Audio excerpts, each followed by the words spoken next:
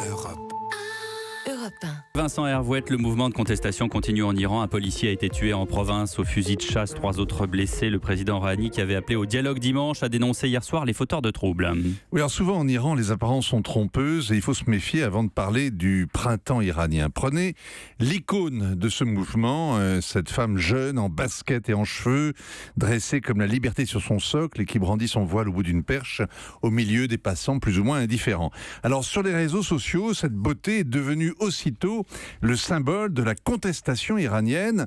L'icône a même été détourée, stylisée comme un logo, la gloire à la Warhol, et les confrères ont applaudi. L'iranienne est l'avenir de l'homme. Et puis, patatras, les fact-checkers et les décodeurs ont relayé une activiste iranienne qui vit aux États-Unis. Elle participe au Mercredi Blanc, ce mouvement qui proteste contre les règles vestimentaires imposées aux femmes et qui les incite à mettre un voile blanc, justement, le mercredi, pour bien manifester leur opposition. Et elle raconte, cette femme, qu'elle a tourné la vidéo avenue Angelab, à Téhéran, que la fille est descendue de son piédestal pour être embarquée par la police avec ceux qui l'accompagnaient, et que tout ça s'est passé mercredi dernier. Donc, avant les premières manifs qui ont éclaté jeudi à Machhad. Et donc sans rapport avec la contestation qui s'étend. Alors évidemment, c'est décevant pour ceux qui voudraient qu'une révolution soit en gestation en Iran et qu'elle ressemble à cette Marianne, sans peur et sans hijab. Il y a d'ailleurs des sites qui se fichent complètement des explications et qui continuent de présenter cette image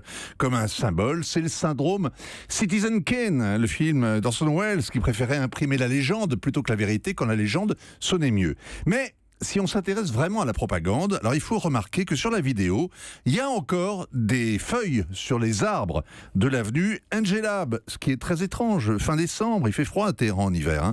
On n'est pas en Californie. La météo ces jours-ci est assez clémente, le thermomètre est descendu juste en dessous de 10 degrés.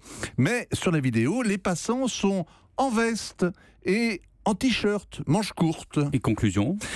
Cette scène édifiante, soi-disant tournée la semaine dernière par une irano-américaine, est hautement suspecte sur le plan de l'information, pour ne pas dire complètement véreuse.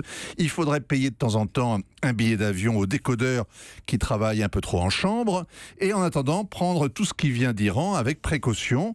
La contestation a fait tache d'huile, elle dure depuis 5 jours, elle mélange des Iraniens de tous les milieux, de toutes les régions, toutes sortes de colère, de frustration, mais c'est bien trop tôt pour parler de printemps. Il n'y a pas encore de feuilles aux arbres de l'avenue Angelab. Et Hélène Jouan, vous questionnez Vincent Hervouette. Oui, est-ce qu'au-delà quand même des manipulations que vous venez de nous décrire, Vincent, il n'y a pas, dans ce mouvement social qui commence à émerger, un risque de fragilisation pour le président Rouhani, qui nous a quand même été présenté comme un modéré ?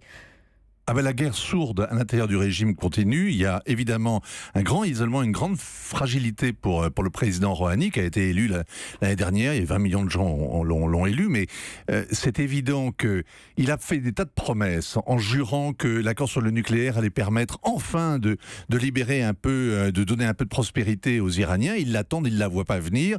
Ça fait maintenant pratiquement 40 ans, ça fera 40 ans l'année prochaine, que la révolution iranienne attend son thermidor, que les gens espèrent toucher enfin les dividendes de la révolution, et ils ne la voient pas venir, et il y a un ras-le-bol général.